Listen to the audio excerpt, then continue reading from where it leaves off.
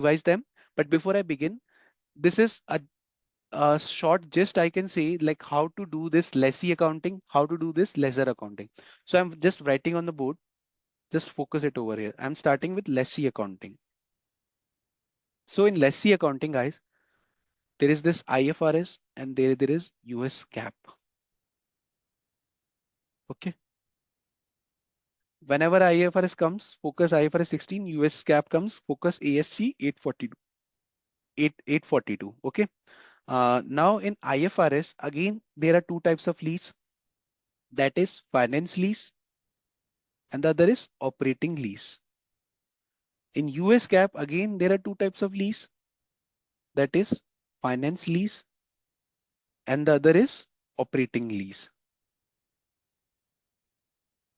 Now, these three, the finance operating lease of IFRS and this finance lease of US GAAP, all of three are having a similar accounting treatment in terms of recognizing, first of all, on the part of this lessee guy, and in terms of recognizing its balance sheet as well as in recognizing in its income statement. Now, how? I'm just writing it. You can even think of it as good as I'm reading in front of you, but it's a very good gist before we do those questions, because without this, you won't be able to understand. Like you would be thinking like, "Ye kahan gaya?" Matlab, like all of these like operating expense, like the lease receivables payable, all of those stuff. So before I begin, I told you like there is right of use of the asset and there is lease liability, which we would be seeing in the balance sheet. I told you how. Let's say it is our balance sheet. So lease liability would be coming here and the ROU asset would be coming here. First thing. Okay. But I told you one thing, that they are starting with the same value. The year one value is same, but the year two value, three value, four value, all of those will be differing. And in the last value would also be same. So start and the end is same, but in the year on year basis, the asset value and the liability value would be changing. There would be a difference of value in between them. Okay. And they work on some method, which I told you, like this lease liability would be determined by the something by the concept of present value, which I told you, like in this example, which I showed you in Excel, it is sort of effective interest method that I showed you, that effective interest method.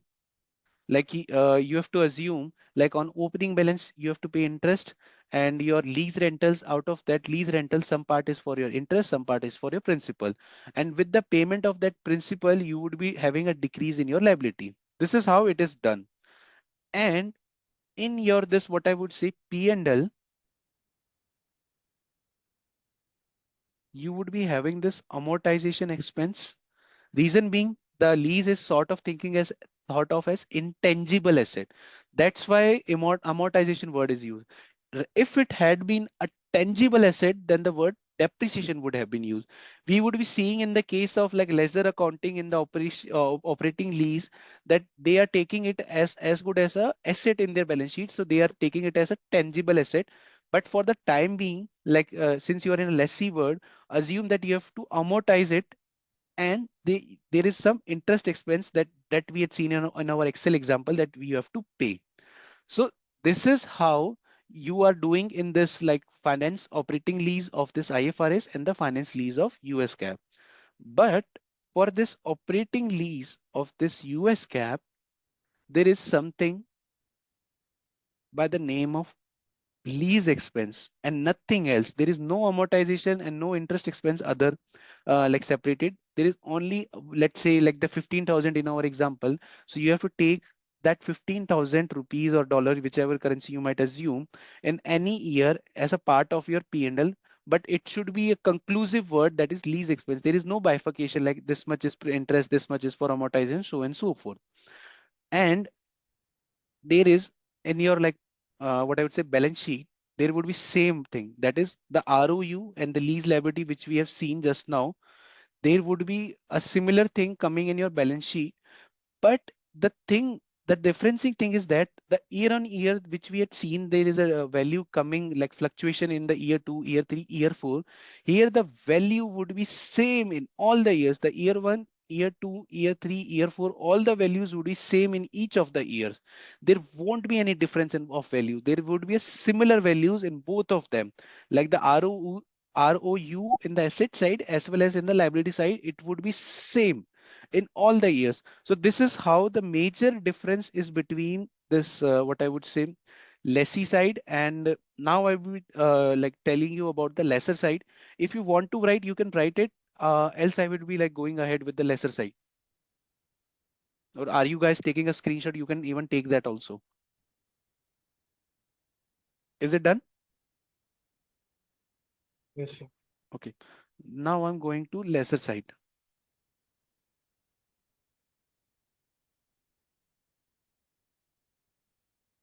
So in lesser side accounting,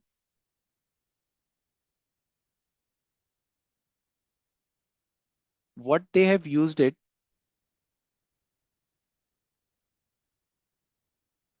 there is finance lease, there is operating lease. And again, guys, there is like my focus in lesser side is more of the US cap side. I'm just writing it over here, the US cap, because in IFRS usually it revolves again around this finance lease. So there is no point for me to like do a double writing on this like sheet. So I'm just starting with US cap only for this lesser accounting. Like in finance lease, what happens? The lesser is actually recognizing that as an asset on its what I would say a balance sheet. Like now I have transferred that asset, and on that transfer, the lease receivable asset is created. Think of it that way, आपने कोई asset एक तरीके से लेसी को दे दी तो वो asset आपकी book से तो डी रिकॉग्नाइज हो जाएगी. It would be remove from your balance sheet, but a new asset would be created in your like balance sheet. Think of it as good as debtors. In debtors we think of it as the like the accounts payable, sorry, the accounts receivable, that the amount would be coming to us in the future, like sort of a credit sale. So on a similar note, we would be receiving a lease rentals from the lessee. So we are removing that asset out of our balance sheet, and in our balance sheet we are taking a new account by the name of lease receivable account. Okay, and all of those calculations, sorry, would be done on the basis of this effective interest method only, like we saw in this lessee part. And again, the amount like at the time of like selling this asset, what will happen in this P&L? When you're selling any asset, there is some sort of gain or loss that you have to recognize. So in P&L, first of all, there might be like what I will tell you, like the revenue that you have received out of sale of that asset minus the cost like that you have incurred in purchasing that asset. You might be recognizing it as a gain in your P&L at the time of sale. Okay, and as well as there might be some interest income also, or you can think of it as interest income is income for this lesser guy. Reason being he's receiving that part. Okay, and there might be some sort of lease rentals also.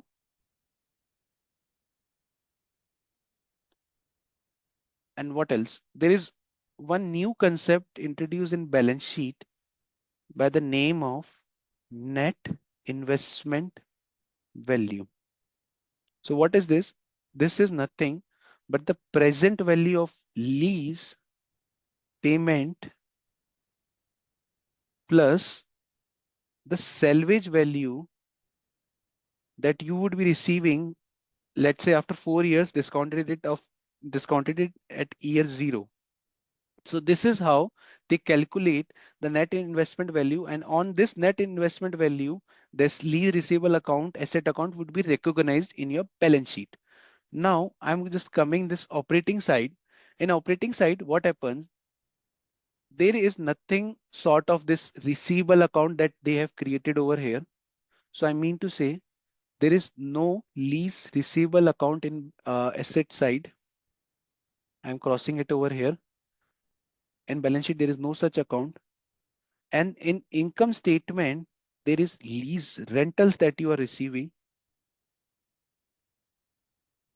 And in what I would say, I just highlighted one thing over here at the time of writing this amortization, if you have recalled, like in some situations there is depreciation. So now in operating, it is taken as depreciation and not amortization. Reason being, it is thought of it as a tangible asset, and tangible assets are depreciated, and the intangibles are like amortized. So that way it is taken as a part of property, plant and equipment, and it's depreciated. Now, the last thing is that the last thing is that in your like income statement, your net expense or liability would be solely and solely determined on the basis of depreciation minus the lease rentals that you have received it over here. So it would be it can be a scenario that the lease rentals might be greater than your this depreciation, or it can be a reverse situation also. Then it would be a loss for you or expense you have to recognize in your year on year in the income statement. And in this, what I would say, balance sheet, you have to do this, that the book value minus the depreciation, it would again give you a closing book value that you have to recognize in your balance sheet. So this is how in the operating and the finance lease works for US GAAP for the lesser accounting part. And usually the testable part in your like exam, it's focusing around this lesser only. IFRS side lesser accounting is not too much complex, so it can't be a part of your question. So the focus would be on this part only, and this last slide which I told you, like the IFRS and US GAAP of lessee accounting. Okay.